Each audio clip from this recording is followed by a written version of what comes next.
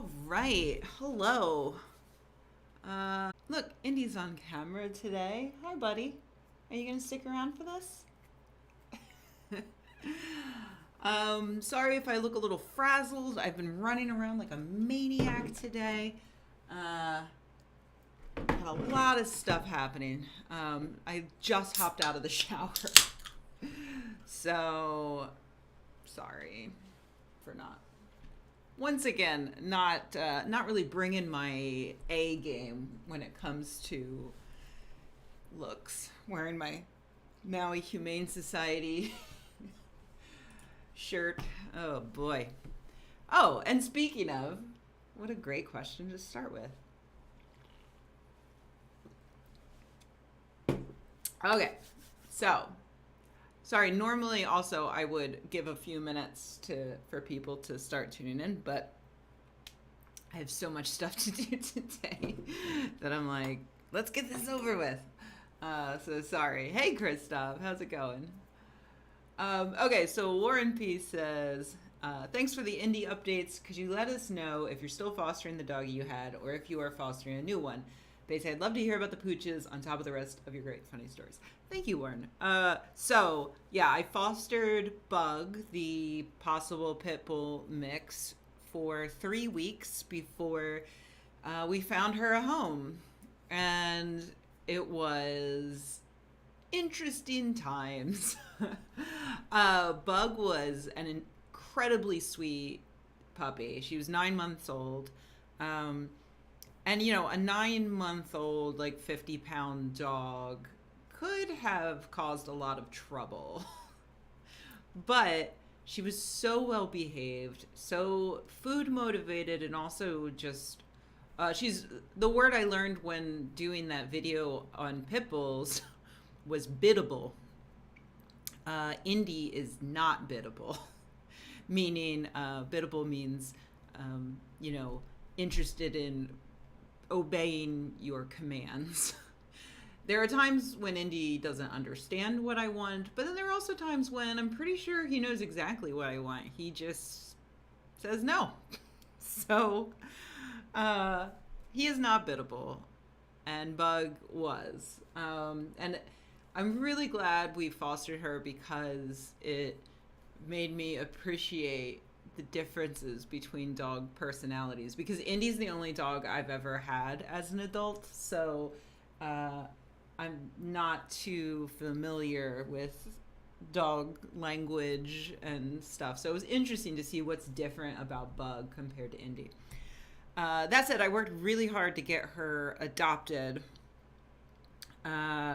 including like posting nonstop on social media, telling all of my friends to tell all of their friends. It was basically like fostering is like being in a pyramid scheme, only instead of making money, you get rid of dogs. Like, yeah, it's like, look, if I tell 6 friends and they tell 6 friends, eventually we'll find somebody who wants a dog.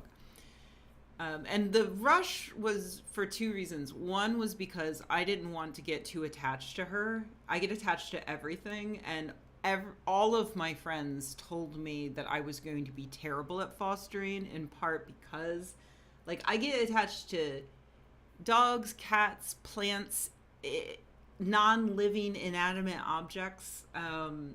It's difficult. So I knew I needed to get rid of Bug as quickly as possible before I had a chance to like truly fall in love. And the other reason is because my husband did not want another dog. Like, he didn't want another permanent dog. He didn't want to foster, but he knew that I wanted to foster, so he agreed to do it, for which I am eternally grateful.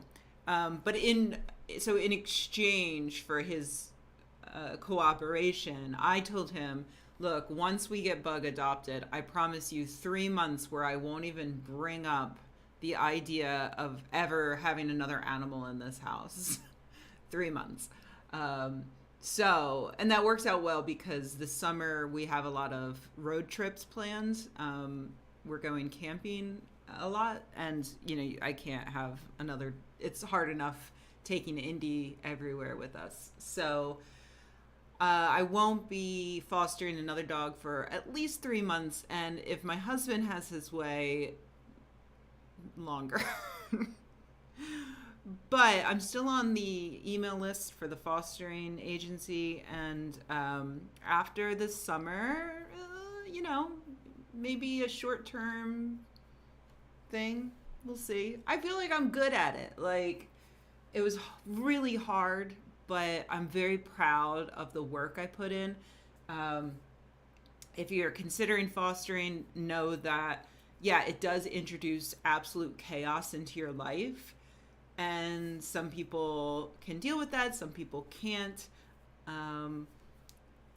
I can deal with it, but I have trouble subjecting my husband to it because I know that he doesn't love that kind of chaos. Like, I and Indy are chaotic enough. Like, we have introduced the chaos into my husband's life, for which he deals with very well. So it's almost unfair of me to then bring more in.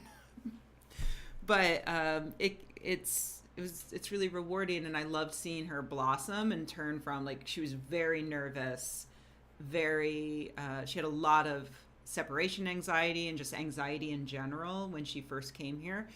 And by the time she left 3 weeks later, she knew a bunch of commands. She was flopping on the sofa with Indy, and I could, like, be in here and she wouldn't worry about it. So, I hope that I helped make her a happier dog. And the sad part is that it's kind of like a closed adoption where I don't know anything about the family who adopted her. And it's kind of on them if they want to share updates with the rescue.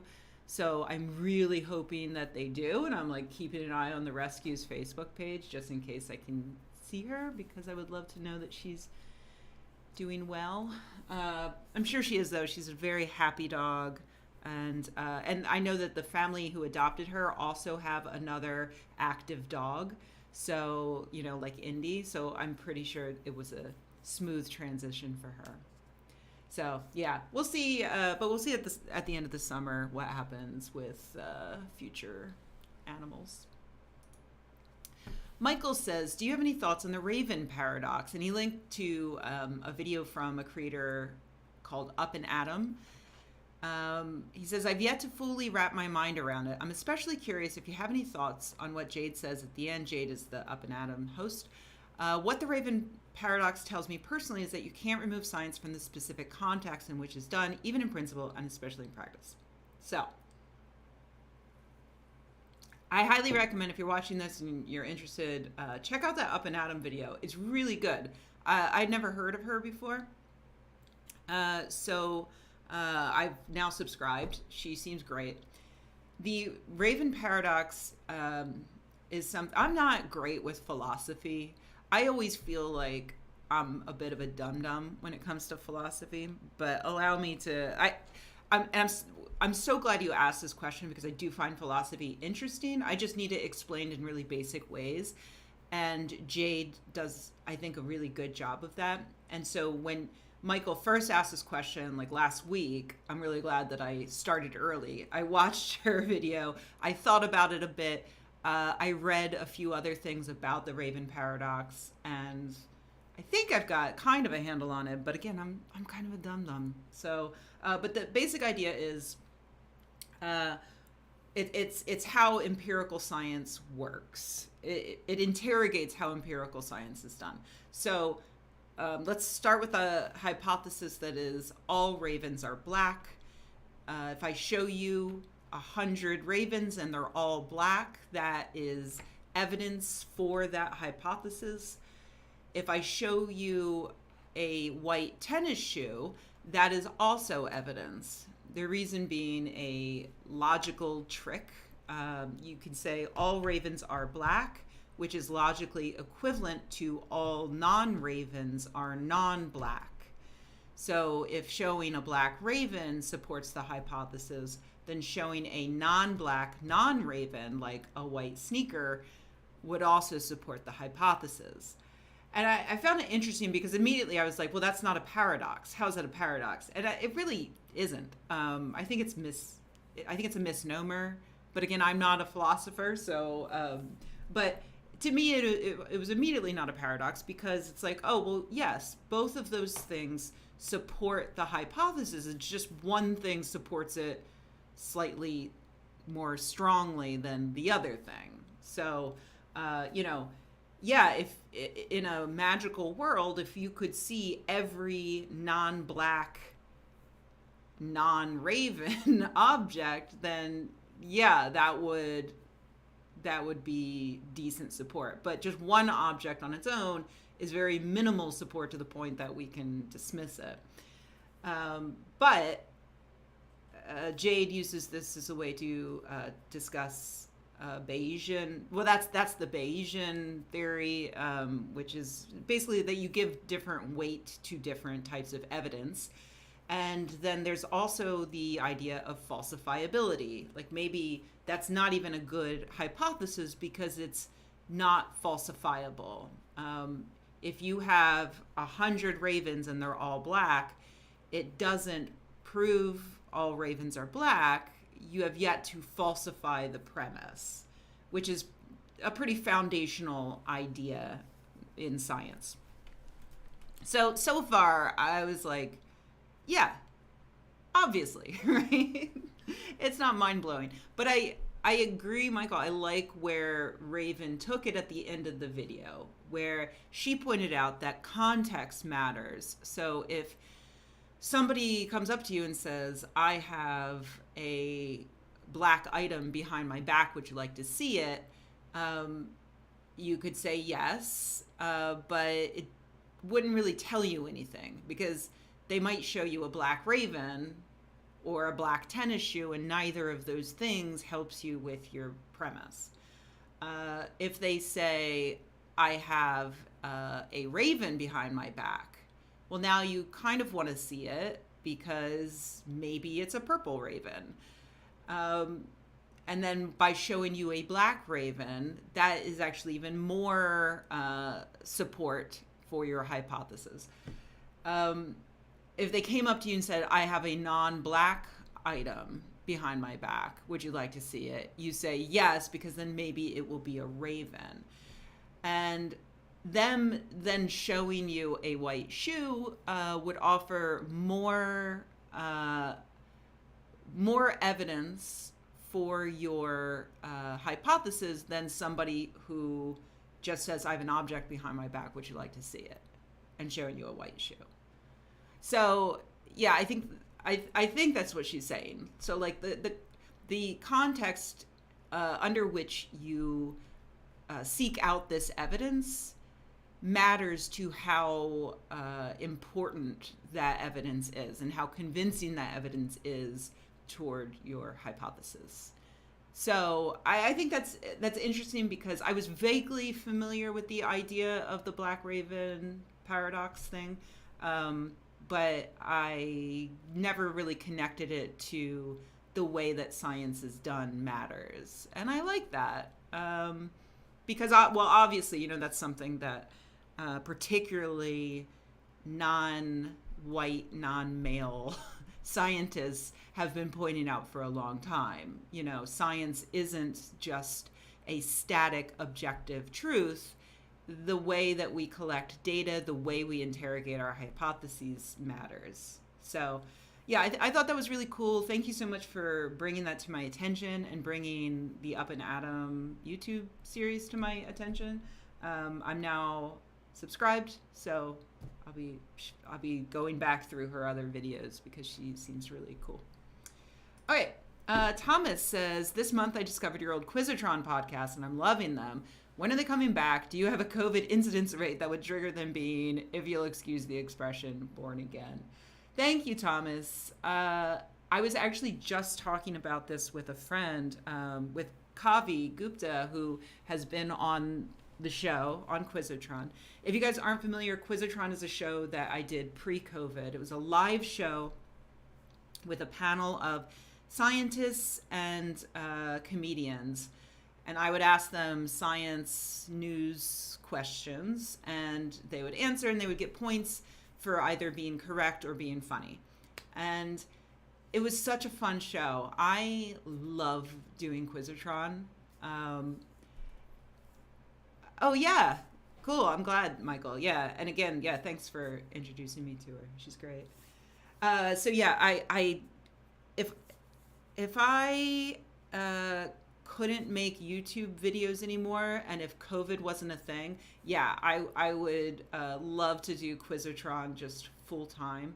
I was talking to Kavi about this. The problem, it's twofold. One, yeah, live events, no bueno right now. Like I'm a bit more relaxed these days. I have some concerts coming up at the end of the summer.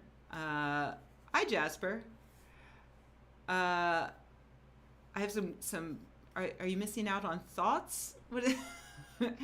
Did you show up late? So yeah, I will be doing I will be attending more live events, but I don't know about hosting them yet or ever again. I don't know. But I was talking to Kavi about how even before COVID, I had tried to come up with ways to do Quiz-o-tron just online because it would really open up my ability to, when doing a live show here in San Francisco, I can only use people who are local. I can't afford to fly anybody in.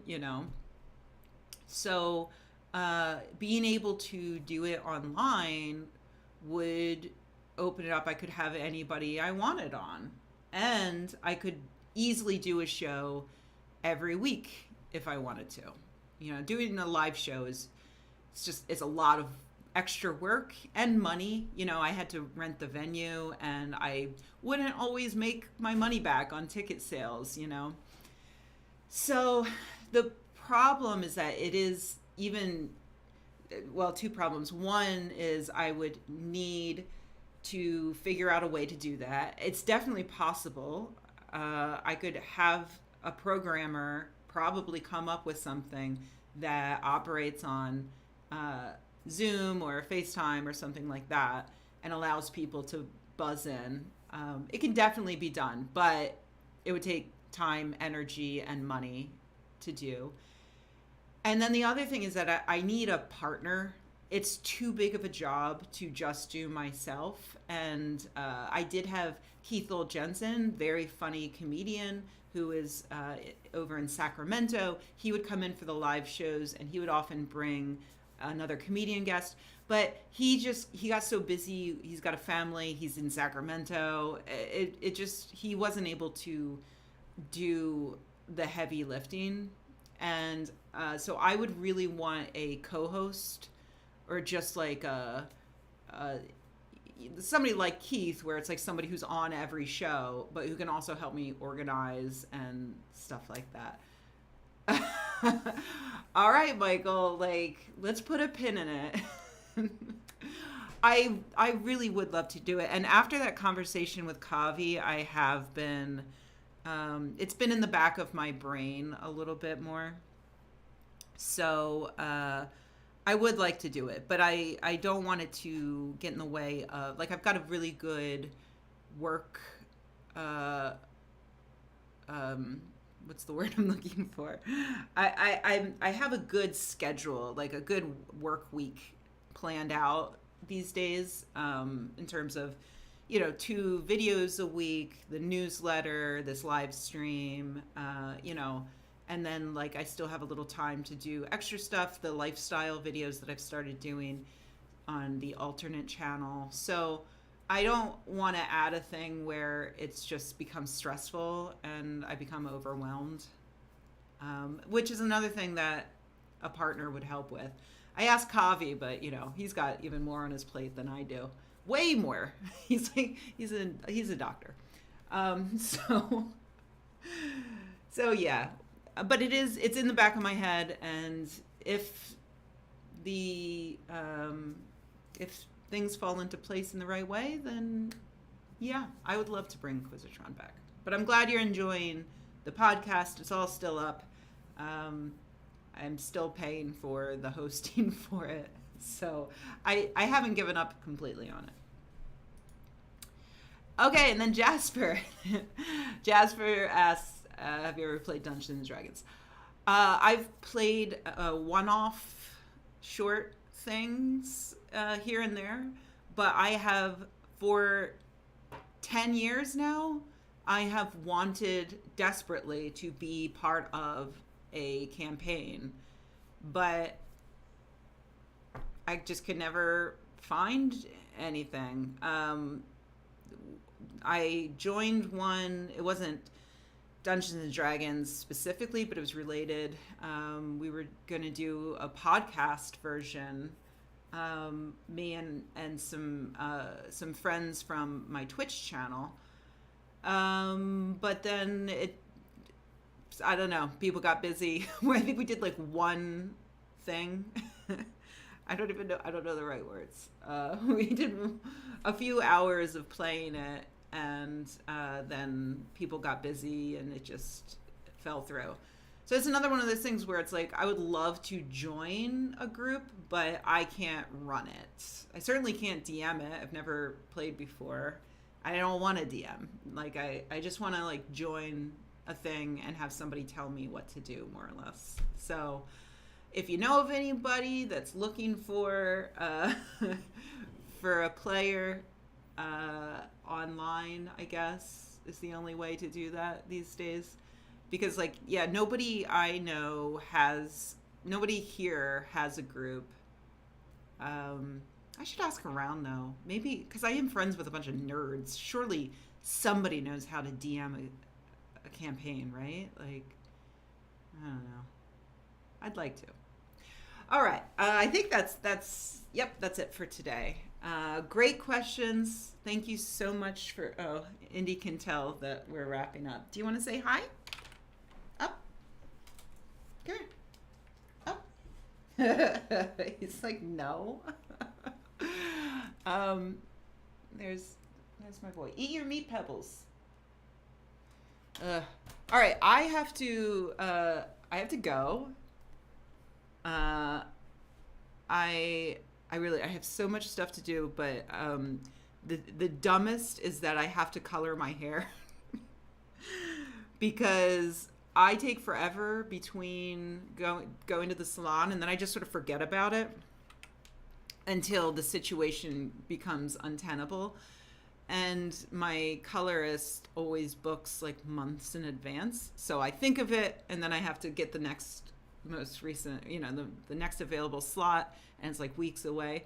So this week I got an email from somebody who was asking me if I can do an on-camera interview Friday, and I'm like,